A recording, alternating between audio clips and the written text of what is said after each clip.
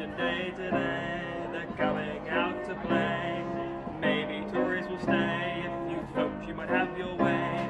Who knows? It's the question on everyone's lips as the much anticipated results draw nearer for an election that couldn't be closer. With a last minute surge in registrations, youth turnout is expected to be at its highest level since the 60s. But here in the University of Bedfordshire, students can see why a third of their age group haven't registered to have their say. The government sort of tends to sway towards policies that will please the older generations and not the young people, and I think they felt particularly let down in the last general election when Nick Clegg promised that he wouldn't raise tuition fees and then went ahead and did so.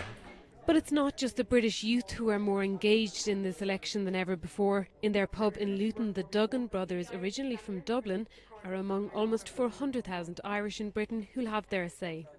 Historically, I would say that the majority of Irish first generation voted Labour. A good proportion of the second generation.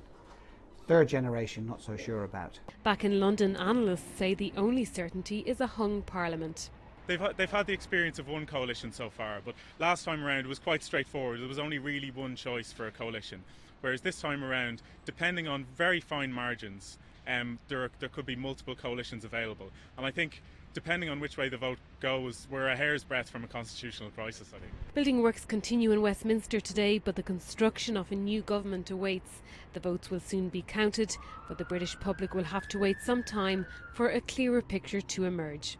Counting got underway at 10 o'clock this evening. The first constituency is expected to declare by midnight. The majority are expected to come between 2 and 6 in the morning, and the last will probably be lunchtime tomorrow. But all of this is really just part of a warm-up for the coalition building and deal making in the days ahead.